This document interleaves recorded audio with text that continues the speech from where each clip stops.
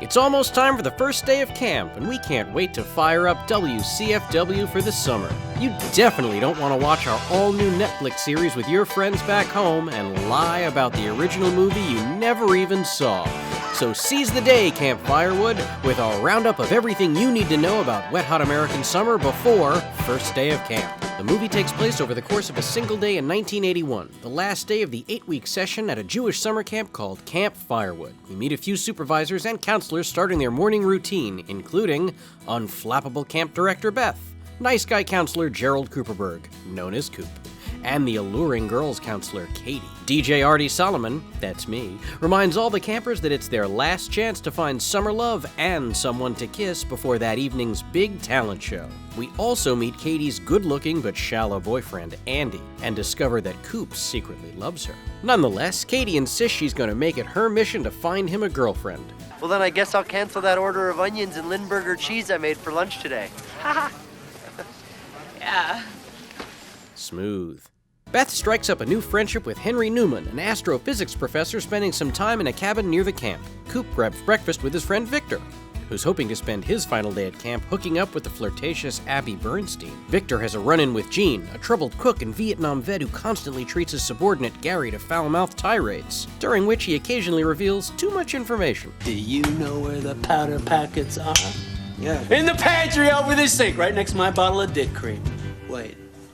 Meanwhile, Henry agrees to hang out for the day with the nerdy kids and teach them about science. Beth spoils Victor's big plans by making him go rafting on Moose River with fellow counselor Neal and a bunch of campers. And Susie and Ben announce auditions for a performance of Godspell during that night's talent show. Cut to Gail's arts and crafts class, where she's opening up to some campers about her recent divorce, and gets helpful advice from young Aaron. Gail, listen to me. Ron's who he is, and you can't change that. Over at the radio station, Counselor McKinley stops by to remind me that I need to shower before getting picked up by my parents. No way. And back at the dining hall, Andy doesn't want to clean up his plate.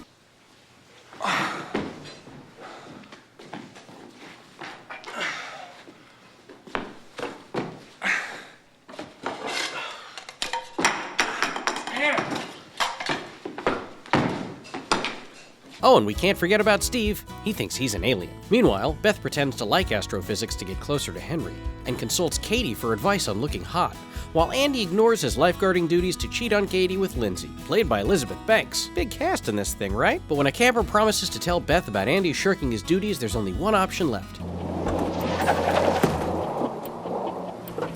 During the long trip to Moose River, Victor confesses to Neal that he's so desperate to hook up with Abby because he's a virgin, which explains his rush to unload the campers and Neal at the river, so he can dart back to Camp Firewood before night falls. But he crashes the van. In the morning when I rise, bring it to... Oh, shit! And Abby consoles herself by hooking up with Gary instead. Later, Neal realizes he needs Victor to navigate the river, so he abandons the other campers to track down his friend. And you can just ignore this part. Sorry, folks, for the coitus interruptus, if you will. I know you're all hungry for the picnic, so don't eat too many barbecued bovine muscles. What is this? That kid doesn't even look anything like me.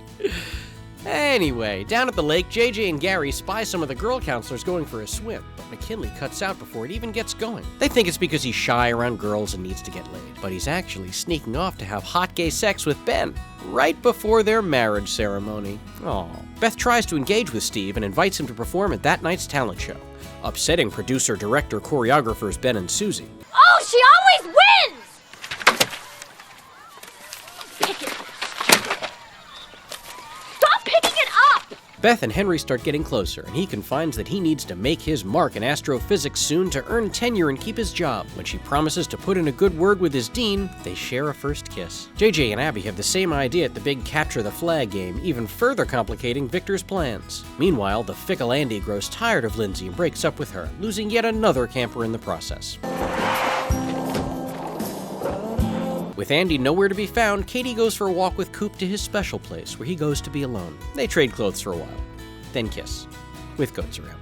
Later, when Coop walks in on Katie and Andy talking, he assumes they're breaking up for good and celebrates. But then she tells him that their hooking up was a mistake. Even though he professes his love, she's gonna stay with Andy. Over in the cafeteria, Jean starts hallucinating that a can of mixed vegetables is talking to him. They have an important talk about honesty.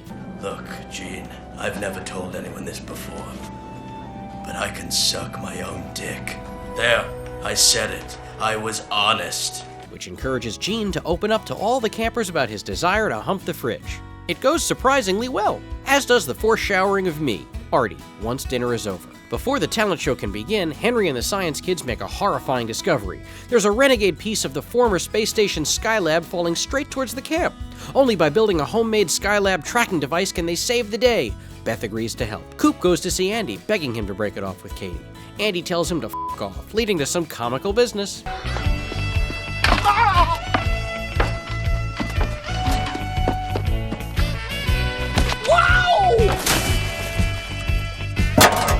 And it's only sage wisdom from Gene that can bring him back around. Well, that and an 80s-style training montage.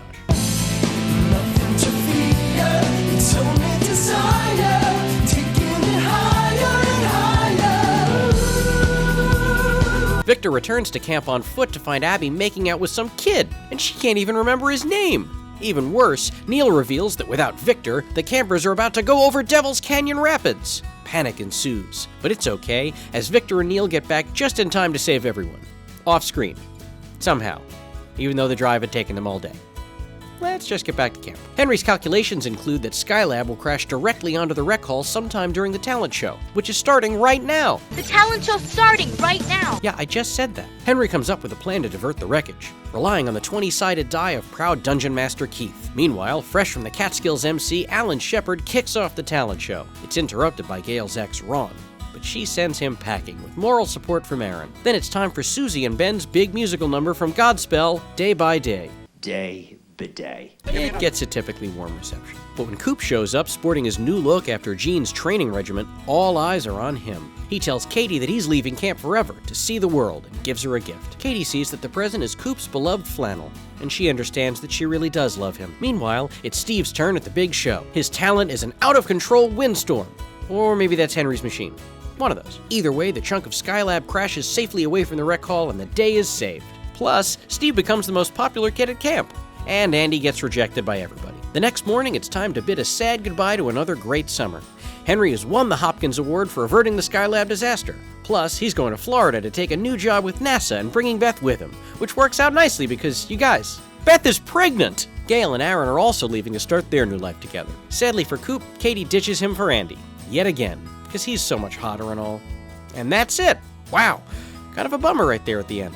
And you're all set for Wet Hot American Summer, first day of camp, coming to Netflix July 31st. I mean, sure, you could have just watched the movie. I mean, it's only 90 minutes and it has more jokes, but thanks for watching anyway. See you next summer.